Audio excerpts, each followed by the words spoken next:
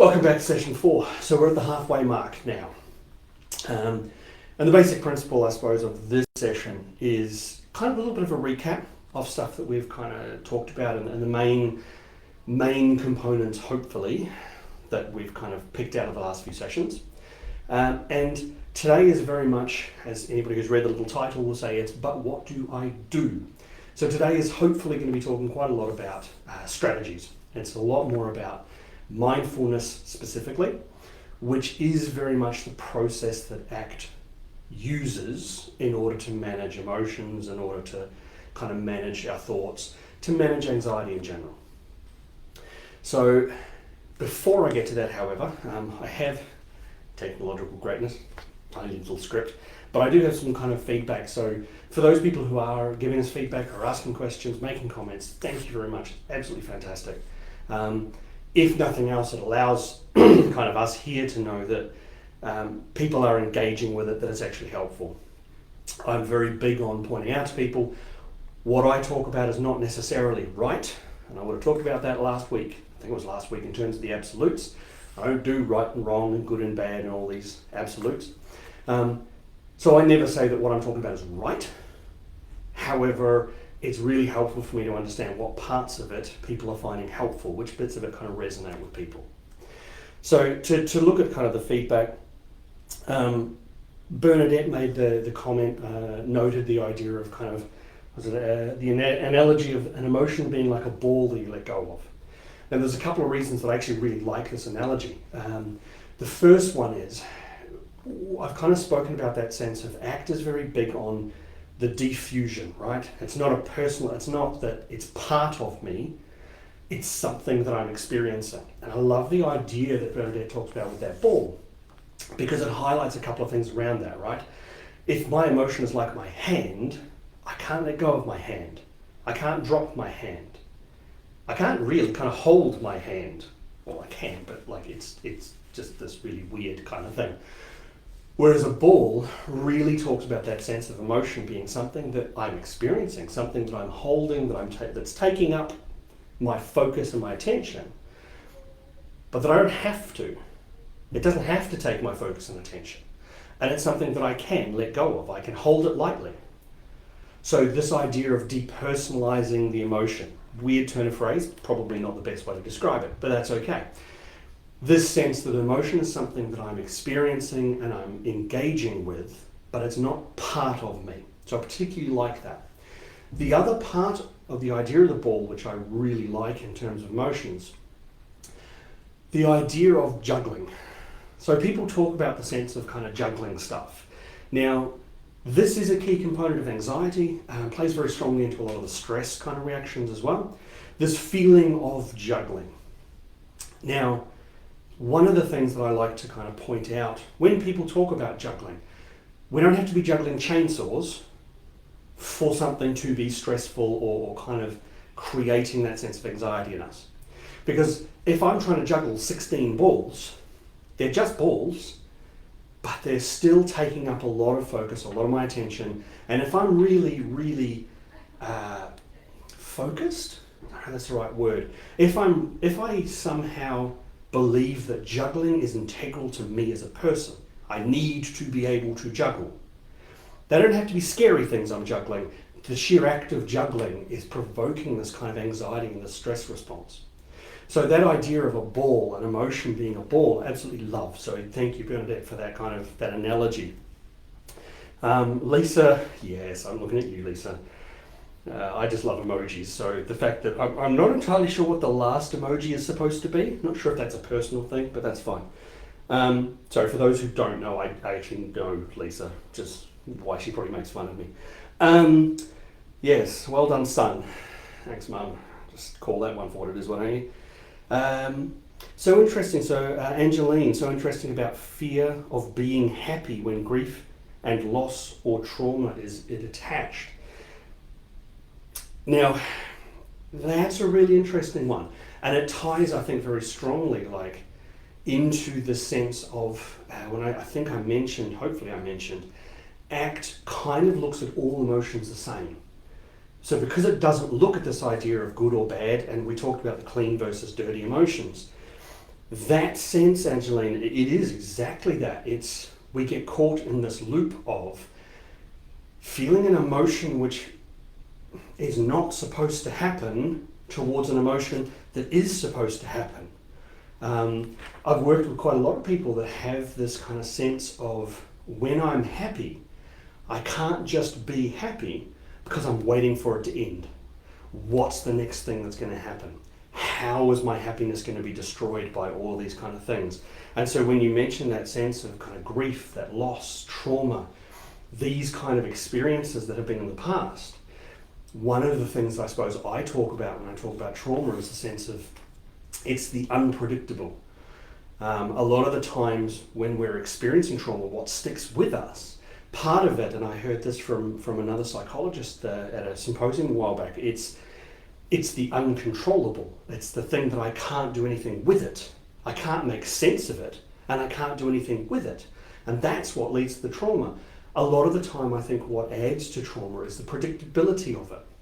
It's the sense that 1 second, going back to this idea of the happiness, the grief, the loss, I was happy, and all of a sudden this happened. And all that does is set me up for this position of, when I'm happy, I can't experience that. I can't experience that? Great English, Mike. I can't experience that because I'm so focused on looking for what's next. I think that thought exercise that we talked about, where you hold the beliefs up right in front of your face, is almost like that. Like, there's all this happiness, but I've got this fear and this concern and this worry about what's coming next. And that then stops me engaging with the kind of positive, the helpful, the comfortable kind of stuff that I could be engaging with. So thanks for that, Angeline. And then the other one's from us. Talking about feedback. Okay, so again, thanks very much for kind of any comments, any questions. We welcome anything like that. So on to kind of today's topic. Let's pretend it's a topic. It's like a train with no tracks, but let's go with topic. So I suppose that the key parts that I want to kind of focus on when I talk about the recap. So there's a couple of things. The first one being, and because this is going to tie into the mindfulness stuff that we're talking about. So the key one being this idea, we talked about the need to manage emotions. So we're kind of this idea that somehow we have to be in control of our emotions. We have to be in control, we have to manage, we have to know what's going on. And the reality is, nope. We use things like, and I'm pretty sure this was when we were talking about the thought processing stuff in anxiety. We talked about distraction, like keeping myself busy and refusing to give myself time to think about the things that might concern me. The kind of the thinking traps, where I end up blaming circumstances or blaming other people, or in its worst case scenario, blaming myself for how I feel and kind of what's going on and the thought processes in my head. And then the avoiding, so the using of substances or the high-risk behaviours or the kind of things that I'll run away from whatever might be going on. And talking about how those are not helpful, generally. We also talked a little bit about the idea of the observing self and the thinking self. This kind of whole process where we want to be going to the observing self. We want to be in this position of just noticing, of being able to stand back from whatever's happening and just watching it, understanding it a little bit, and not getting caught on the idea of the thinking self where I need to be in it and I need to be in the middle of everything that's happening. And that kind of sense of the stream of consciousness that's attached to the thinking self versus just the actual experiencing, which is the noticing self, not the noting self. And we also talked about the idea of fusion and how kind of bias and stuff fits into this. And this is going back to Bernadette's kind of the ball, holding the ball kind of thing. That fusion, right? That sense of this is part of me. And if it's part of me and I don't like it, or it's not helpful, or I feel like it's dysfunctional, then it starts to make me question whether what else about me is dysfunctional or unhelpful. And so we get the fusion creates this kind of sense of I am part of what's going on. And attached to that, the thinking side of the fusion around the biases. And so those kind of judgments, that confirmation bias, that that sense of I'm looking for things. I expect this is going to happen, so let me watch it. And it's like that piece of paper, right? It comes up. Now I'm no longer able to just experience what's going on. I'm focused on what I think I'm looking for. And the key part that we talked about, the absolutes. And this is the big thing for me, is the absolutes, the good, the bad, the right, the wrong, the shoulds, anything that brings us to this position of a black and white existence, completely unhelpful. It's going to provoke all kinds of things going on for us when we live in this black and white, yes or no, right or wrong, good or bad kind of world. And we spoke a little bit again about the clean and the dirty emotions. In that sense of the clean emotions, they are what they are. They are an experience. And the dirty emotions, that, right? Sorry, I'm pointing to where I put the piece of paper just in case you're going, why is he pointing in that direction? My head did that. That I'm now experiencing fear, I'm experiencing grief, I'm experiencing loss, I'm experiencing all these kind of things that are completely unrelated to the actual emotion. It's all the context and the messy kind of messages that my head's giving me that creates this kind of secondary, unhelpful emotion that becomes a dirty emotion in response to the kind of clean, this is what my experience is. So when I talk about ACT's strategy, right? ACT's process of how we deal with things. Mindfulness is the key one. Now, don't get me started on a rant about mindfulness that's not mindfulness. I know, that's like the silliest statement you've probably heard this morning.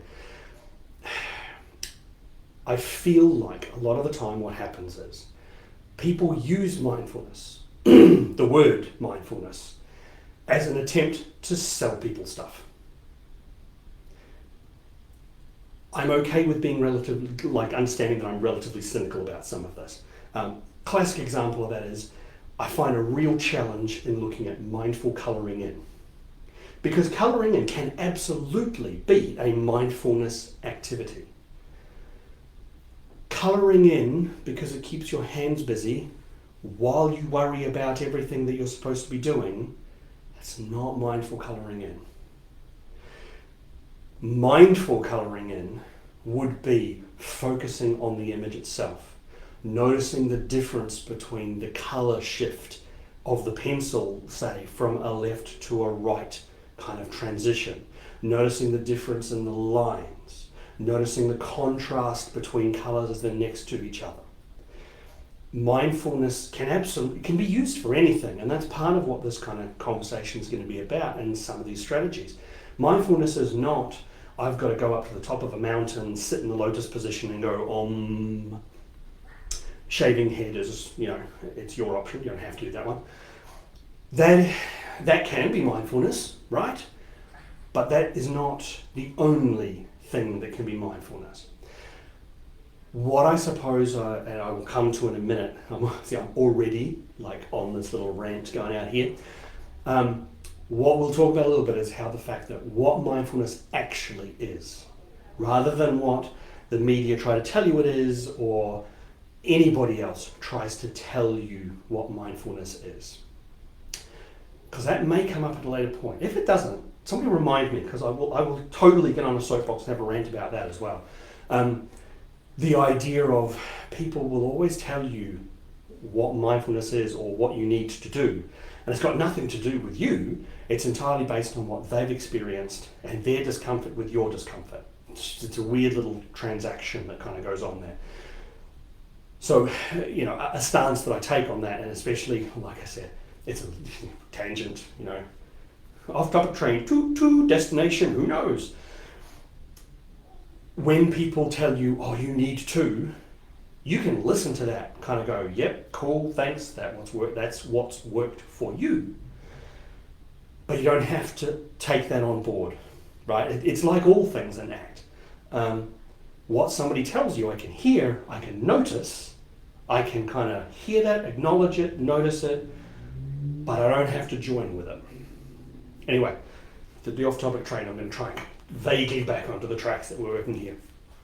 So when we talk about mindfulness, what I suppose is always a good place to start is to actually talk about the benefits of mindfulness, the benefits of being conscious in your current existence, of being present in your present. Yeah, I'm having a great day for English today, apparently. It'll make sense, it'll be fine. So, the benefits when we are talking about mindfulness. The first one, and the key part, is it allows me to engage with the important or meaningful things now.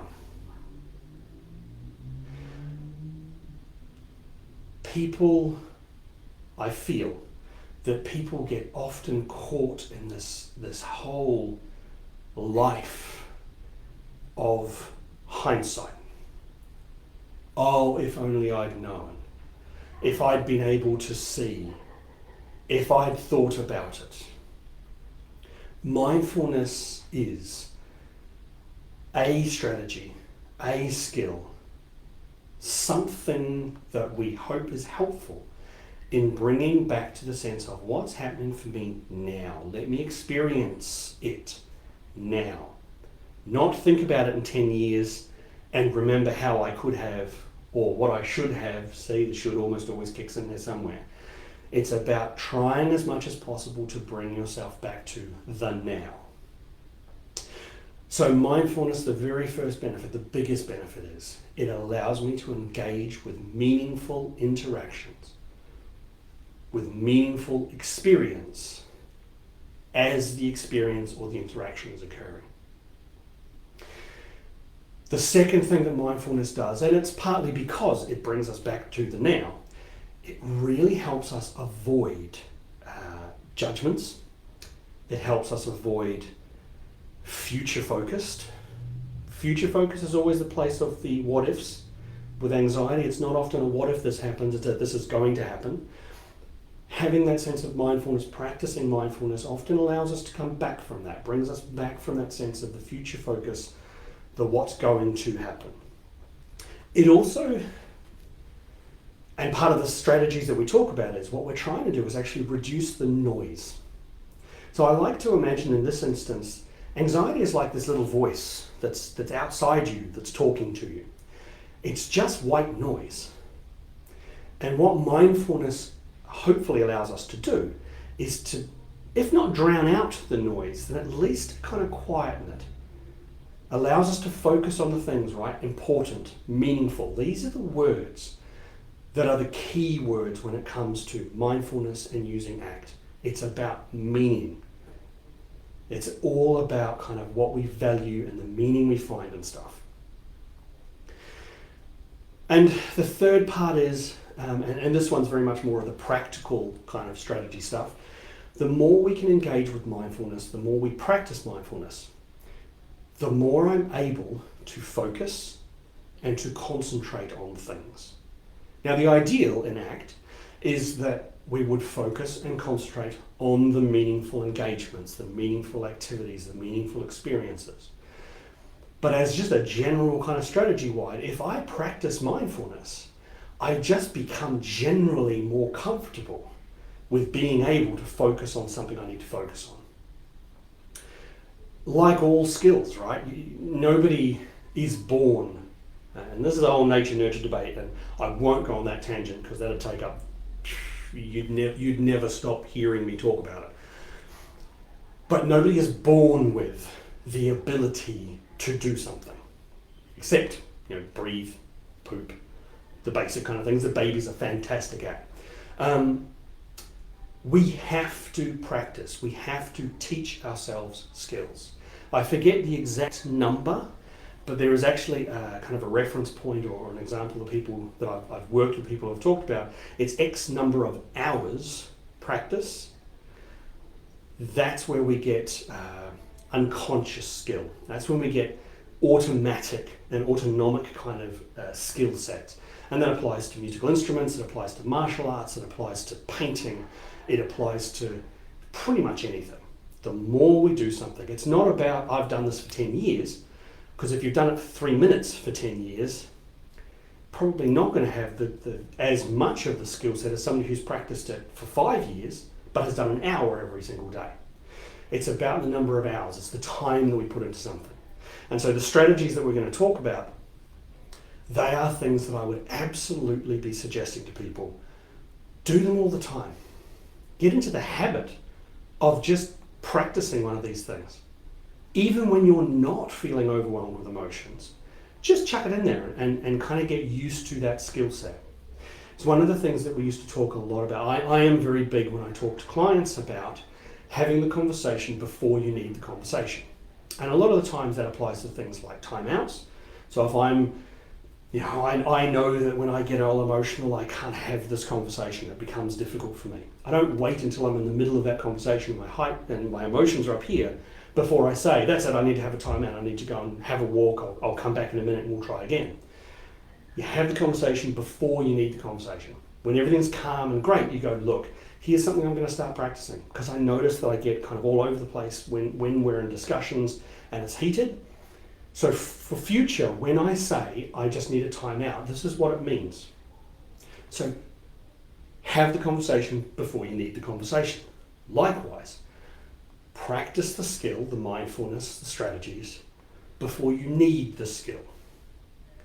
Just turn it into part of your everyday kind of stuff.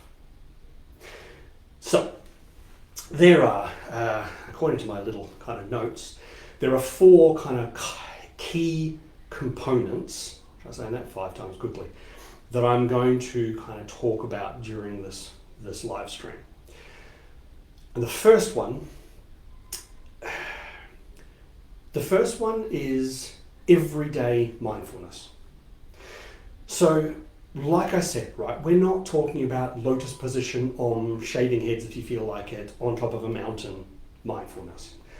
Mindfulness is, in its purest form, and I'm almost positive I mentioned this at some point in time, in its purest form, it is about noticing. So, that can apply to mindful eating. When you put a mouthful of something into your mouth, again, my English is fantastic today, a mouthful of something in your mouth. Fantastic, Mike, that's brilliant. When you get a mouthful of food, of something, actually notice it. Don't just chew and swallow because that's what you're supposed to do. Notice the textures, notice the flavors, notice what, potentially this could turn your food altogether, but notice the change in texture as you're chewing.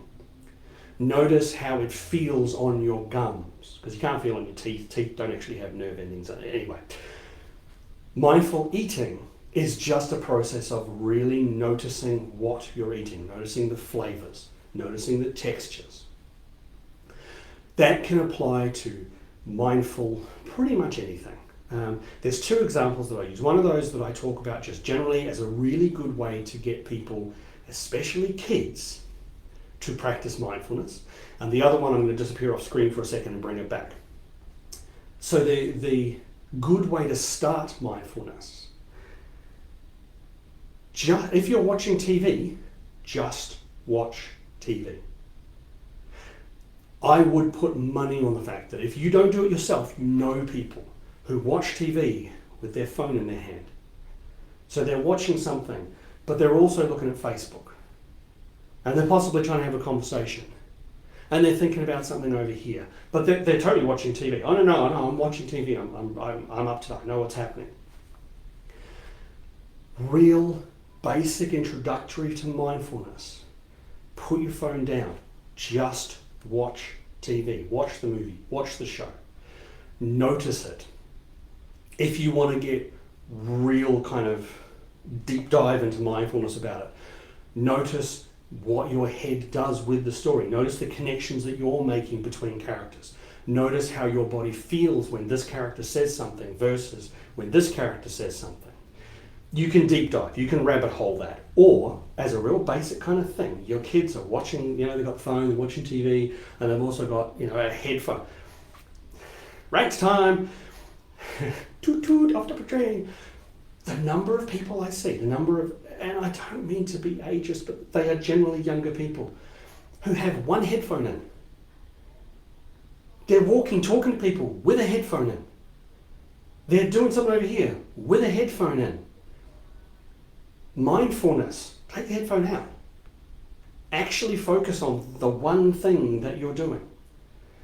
Now, there's a little bit of do as I say, not as I do, because if I'm doing work, if I'm typing stuff, I have music in the background. Mine's a different purpose. Mine is very much I need kind of white noise to block out stuff, because if I'm listening to music that I'm familiar with, or I'm listening to music that doesn't have words, it stops my focus and my attention jumping out to when I hear a creak there, or a noise there, or somebody talking there. So it's a little bit of a strategy to allow me to remain kind of focused on what I'm doing. But that, back onto topic. I love that you think there's a topic. To practice mindfulness at a very early stage, just do one thing at a time. And for kids especially, just watch TV. Just, even if it's watching a YouTube video, just watch the YouTube video. Don't have music playing in the background while you're watching that, while you're talking to your friends. Just do one thing at a time. Real basic levels of mindfulness. I'll be back in probably 4 seconds. 1, 2, 3, 4. Hey, I actually got realistic. Because the second part of mindfulness is take something. Sorry. This is something I have in my office.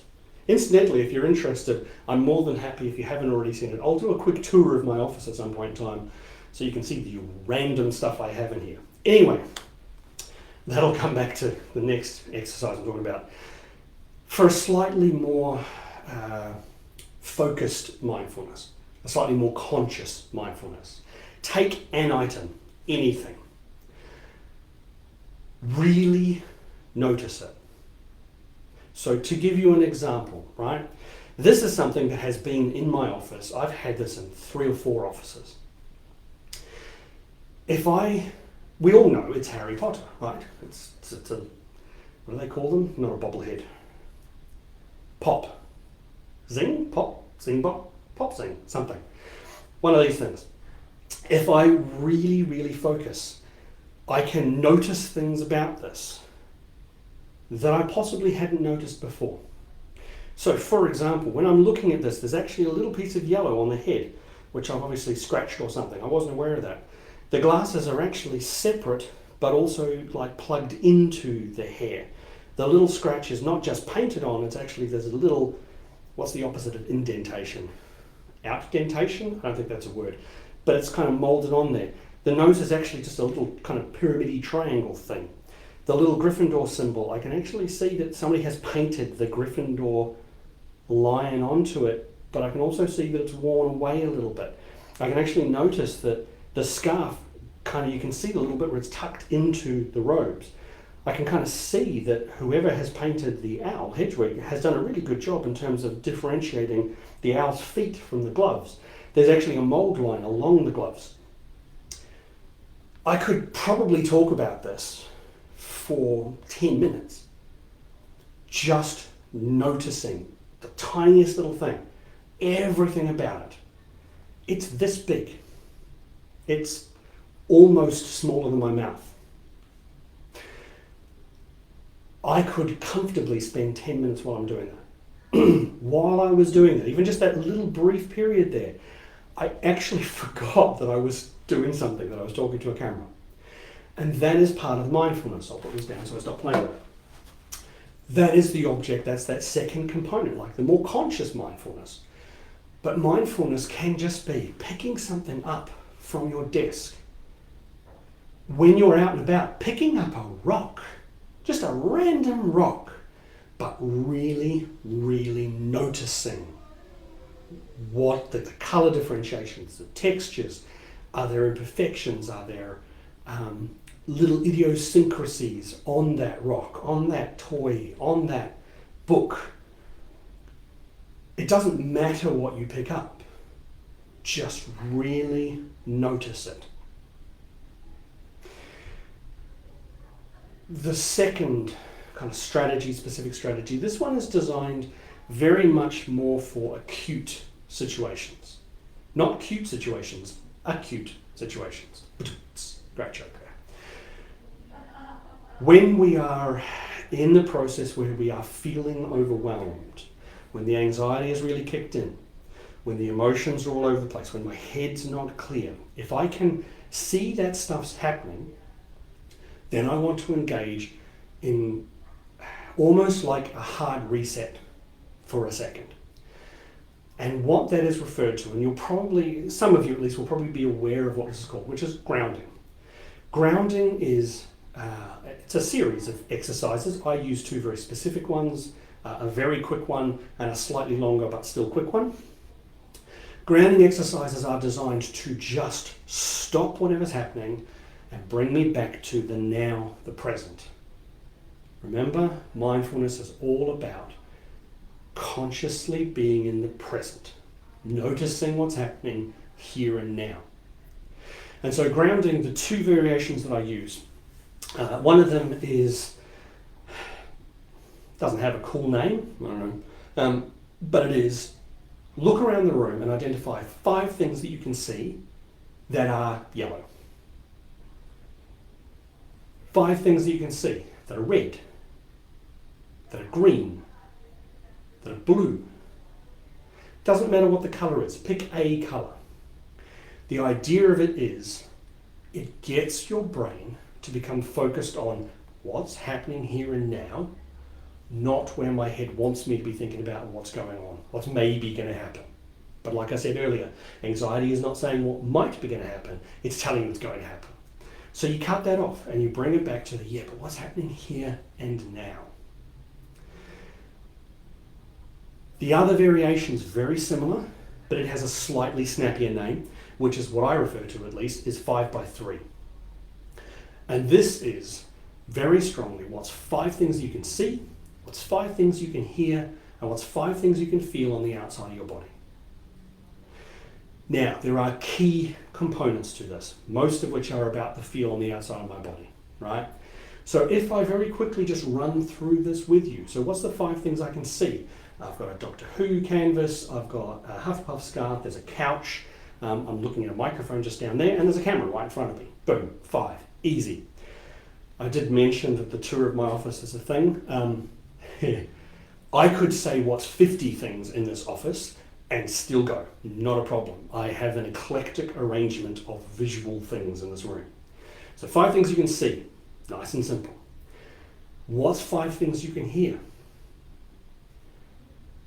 I can hear the hum of the laptop. I can hear voices down the corridor. I can hear the hum of the air conditioner.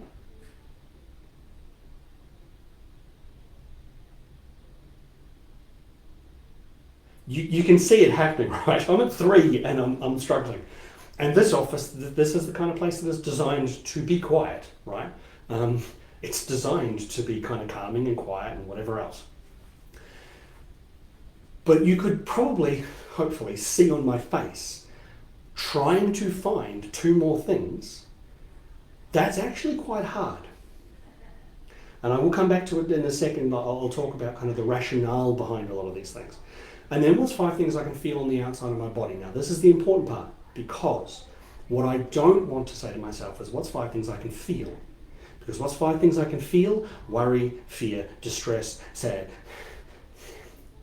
Or, on another side, what's 5 things I can feel? I can feel the tension in my neck, I can feel that I've got butterflies, We're not looking for internal experience. Because internal experience, it's going to focus you, but it's going to focus you on the wrong thing. What's 5 things I can feel on the outside of my body? I can feel the pressure of my boots on my feet. I can feel the sleeves on my arms. I can feel the weight of my necklace. I can feel the weight of my ring. I can actually feel, this is going probably a little oversharing, but I can feel sweat running down the back of my neck. And that's because when you're in front of lights in a little camera standing up, it gets quite warm in here. But again, right, external experience.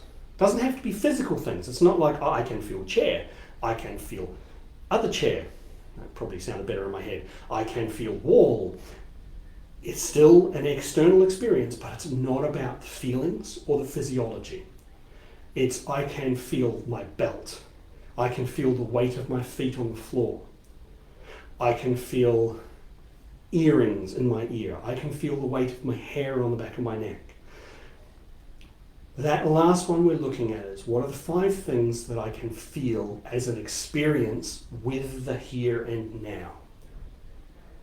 So the rationale for this, there's a couple of different rationales for the 5x3. As you can see, 5x3 is my favourite one to do when it comes to grounding. The rationale of this exercise, this strategy, is probably twofold. As I'm halfway through the second one, I'll probably think of a third, but twofold. Let's go with that. The first one is it is all about mindfulness, noticing the present. It's about bringing us back to that. The key part of that is anxiety is very much, we would have spoken about this earlier, it's very much the process of fight and flight. Anxiety is about where's the threat, where's it coming from, oh my God, we're all going to die. When you use the process of what's 5 things I can see, what's 5 things I can hear, what's 5 things I can feel on the outside of my body, you are reinforcing to your brain there isn't a saber-toothed tiger there. I'm not in a position where I'm actually at physical risk. I'm not going to die. As an aside, if you try and do that and there is something that could kill you, you're no longer experiencing anxiety. You're now experiencing a perfectly rational response, right? So there's little lines all over the place. 99.999 recurring % of the time, there is not going to be a threat. And these kind of forms of grounding, that is the first rationale. It refocuses you to the now and refocuses you to the I am not in danger. The second thing that it does is all up here. And that is, as you will have seen, as all of my cognitive power shut down as I was trying to hear 5 things, while my brain is focused on trying to hear 5 things, it doesn't have the capacity to worry about what might happen in an hour's time or what might happen tomorrow. Barely has the capacity to work out what's going to happen in 20 seconds' time. When you are really focused on trying to find something in your immediate environment, and that's where all your focus goes, there's no room for anything else. So the 5x3, by far my favorite level of kind of grounding, my favorite level of in the moment mindfulness. Because also you don't need anything. I don't need to have a little Harry Potter toy to practice mindfulness. I can literally just ground, and that in itself is mindfulness. The other couple of things, they are slightly more ethereal, esoteric. I'm sure I can come up with other kind of cool long words if you really want. You don't? Cool, we'll carry on then. I'll kind of explain them, I won't go into them in too much depth. However, if you're interested, I'm more than happy to actually record a specific thing just running through these kind of processes. Because one of them is what I refer to as thought floating or thought movement, and the other one is a very specific act-based practice, which is called leaves on a stream. They both have the same rationale, they have the same principles that they're going with, but they approach it slightly differently. One of them requires I won't say a lot more, or requires. Leaves on a stream is ideally suited to if you think in pictures. If you're the kind of person who can create images, can create memories and scenes in your head really clearly, leaves on a stream is fantastic. If you struggle with that, or you're at a position where your capacity doesn't allow you to do that, thought movements or thought floating, much faster, same process. So I will actually explain the rationale before I talk about the exercises themselves, because it's kind of important. Because the rationale behind these is we're not trying to push the thoughts away, right? This exercise ties in with ACT very strongly, because ACT is about this is the clouds, right? This is the thoughts come, the thoughts go. The emotions come, the emotions go. I can't force them away, I can't hold on to them. What we are trying to do, what the process of these exercises is, I am providing the thoughts with the opportunity to leave. If they choose not to, so be it, but I don't have to focus on them anymore. So they're the same exercise, but different levels of depth. So the thought floating is the shorter version. That's the one that doesn't require the imagery. Thought floating is, imagine yourself in a void, complete blackness around you. Sorry, I'm going to close my eyes. Don't think I'm not listening, or don't think I'm not looking. Don't think I'm not addressing. This camera stuff's really complicated for me. Okay. Imagine you are kind of in a void, and it's just pure blackness, nothing around you at all.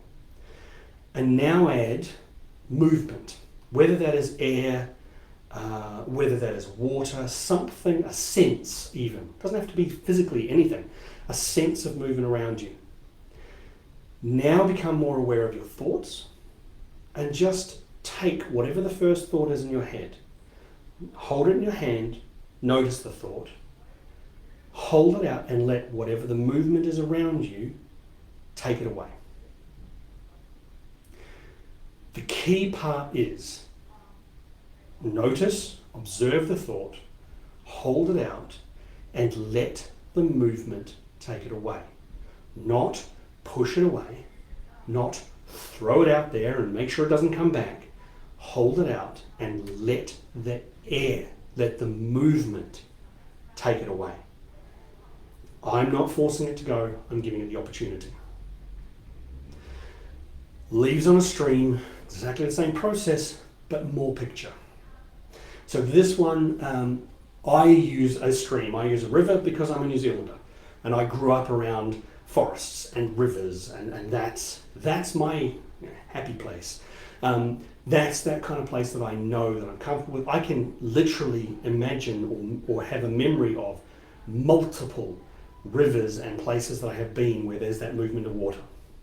For a lot of people in Australia, I also do this exercise using a beach, because there's a lot more people in Australia who think about beaches, and that's kind of their peaceful place. That's their place. They go, they can picture this beach when I was a kid, and this is where we'd go. So we need, for leaves on a stream, we kind of want, we don't need, but we want a clear image. Because there's two processes to the leaves on a stream. Whereas the thought floating really just requires one, which is the being aware of the thoughts, noticing the thoughts, letting the thoughts go. Leaves on a stream has a step before that, which is feel where you are. And I mean, to be clear, close your eyes, imagine a beach, imagine a river, and feel where you are. So on a beach, that would include things like notice the heat from the sun, notice the feeling of the sand as you're sitting on it, notice the sound of the waves coming in, notice the colour of the water, notice whether there's clouds, notice whether it's just pure sun, notice the feeling of the wind as it's coming in, notice the smell and the taste of the salt water on the air. Leaves on a stream, the first step on that is becoming part of a memory of a peaceful place, of a place where there is still water movement, a beach or a river, but being part of that, remembering it viscerally, rather than just remembering it cognitively. And then the second part is exactly the same, then become aware of the thoughts. Notice the thought, observe the thought and acknowledge the thought, and then either place it on the river, place it on a leaf that's passing down the river, or place it on a wave. Either way, place it on a wave, the wave will take it back out to the ocean. I'm not doing it. I'm placing the thought there, and the wave is taking the thought away. I'm placing the thought on the leaf is moving with the river. It's not me making the thought go away. The idea, the connection that we have with this kind of leaves on the stream, or by the river, whatever stream, beach, whatever works. We're partly going into a stage where I am able to defuse. So we come back from that, right? I'm able to defuse from the thoughts because I'm physically relaxed. Because I'm not sitting home on my couch now, I'm sitting on that beach down in Bunbury. I'm making that up. I'm not a beach person, so I don't know where any good beaches are. I'm sitting beside the Waikato River near my hometown, out in like a big bush viaduct area, right? I'm sitting there. I'm not sitting on my couch. The second part then is I'm not pushing the thought away. I'm not telling it that it's not allowed to be here. In all honesty, I'm not engaging with the thought at all. I'm acknowledging it's there, but I'm not trying to understand it. I'm not asking it why it's there. I'm not trying to make it go away. I'm not engaging with it at all. I'm acknowledging it, and then I'm allowing it to just move away, to do its own thing. Now, a lot of the time, that same thought will keep coming back. No problems at all. If a thought continues to come back, it merely suggests that that is a thought that needs to stick around. Cool. We come back to the sense, right? There's no judgment here. It's not that this thought is bad or that there's something wrong with me because I'm holding this thought, right? I'm coming back to the ball, right? The ball is not my hand. The ball is something. That thought is just a thing. It's a clean emotion. In this case, we're talking thoughts, but analogy-wise, it's the clean emotion. I can't get rid of this thought is the dirty emotion, right? So it's that disconnect. We're creating that disconnect. Here is the thought. I'm noticing the thought, placing the thought, and allowing it to move.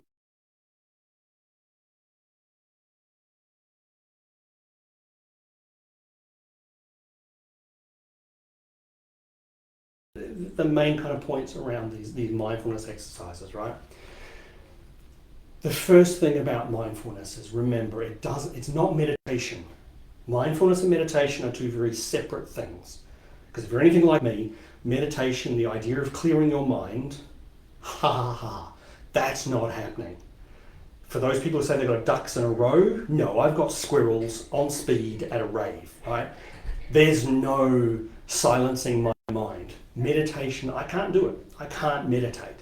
But I can absolutely do mindfulness, right? Mindfulness is noticing. Mindfulness is not sitting on a mountaintop.